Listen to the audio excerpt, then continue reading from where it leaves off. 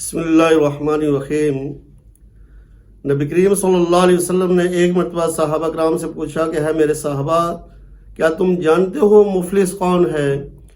صحابہ نے عرض کیا یا رسول اللہ صلی اللہ علیہ وسلم، مفلس ہر وہ شخص ہے جس کا گھر نہ ہو، جس کے پاس پہننے کے لیے کپڑے نہ ہو، جس کے پاس اچھا کھانا نہ ہو، جو غریب مسکین ہو، وہ مفلس ہے۔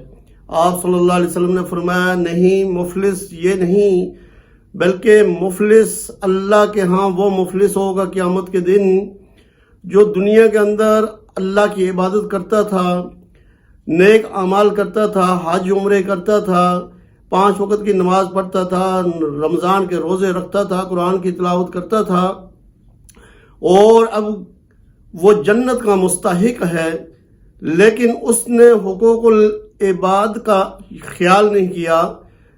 وہ حقوق العباد ہیں کہ جو کسی صورت میں بھی معاف نہیں ہو سکتے ہیں۔ اس نے ان حقوق کا خیال نہیں کیا کہ اللہ کی عبادت تو کی، اللہ کو راضی کیا، لیکن اللہ کی مخلوق کے حقوق کھاتا رہا، یتیموں کا حق کھاتا رہا، بیوہ عورتوں کے حقوق کھاتا رہا، لوگوں کی زمینوں پر قبضے کرتا رہا، لوگوں پر ظلم و ستم کرتا رہا، ناانصافی کرتا رہا، تو قیامت کے دن یہ لوگ اس کے راستے میں حائل ہو جائیں گے۔ یہ کہیں گے یا اللہ، یہ وہ شخص ہے جس نے ہم پر ظلم کیا تھا، جس نے ہماری زمینوں پر قبضہ کیا تھا، جس نے ہمیں ستایا تھا، جس نے ہمارے ساتھ زیادتی کی تھی۔ تو اس وقت یہ لوگ اس کے راستے میں حائل ہو جائیں گے، رکاوٹ بن جائیں گے، یہ جنت میں نہیں جا سکے گا۔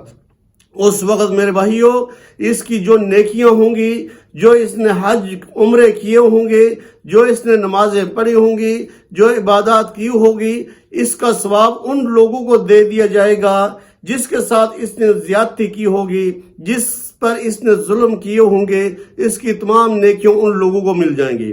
ابھی بھی لوگ باقی ہوں گے جن پر ظلم کیا ہوگا، لیکن اس بیچارے کی نیکیاں ختم ہو گئی ہیں۔ اب ان لوگوں کے گناہ جن پر اس نے ظلم کیا، زیادتی کی، ناانصافی کی، اب ان سب لوگوں کے گناہ اس کے کھاتے میں لکھے جائیں گے، اور یہ جو شخص ہوگا یہ اب جنت میں جانے والا جہنم میں جا رہا ہے۔ اس کو کہا جائے گا یہ ہے مفلس، کہ سب کچھ ہونے کے باوجود اس نے جو ہے ہر عبادت کی، ہر قسم کی نیکی کی، سب کچھ اعمال کرنے کے باوجود یہ اب جنت میں نہیں جا سکا۔ جو لوگوں پر ظلم کیا تھا وہ لوگ اس کے راستے میں حائل ہو گئے۔ اس لیے میرے بھائیوں، ایک ہے حقوق اللہ، ایک ہے حقوق العباد۔ جہاں ہم حقوق اللہ کا لحاظ کرتے ہیں، اسی طرح حقوق العباد کا بھی لحاظ کیا جائے۔ کسی پر ظلم نہ کیا جائے، لوگوں کی زمینوں پر قبضہ نہ کیا جائے، بیوہ عورتوں کے حقوق نہ کھائے جائیں، یتیم بچوں کے حقوق نہ کھائے جائیں، غریبوں کے حقوق نہ کھائے جائیں۔ تو میرے بھائیوں، ورنہ قیامت کے دن ہماری نجات نہیں ہو سکتی ہے۔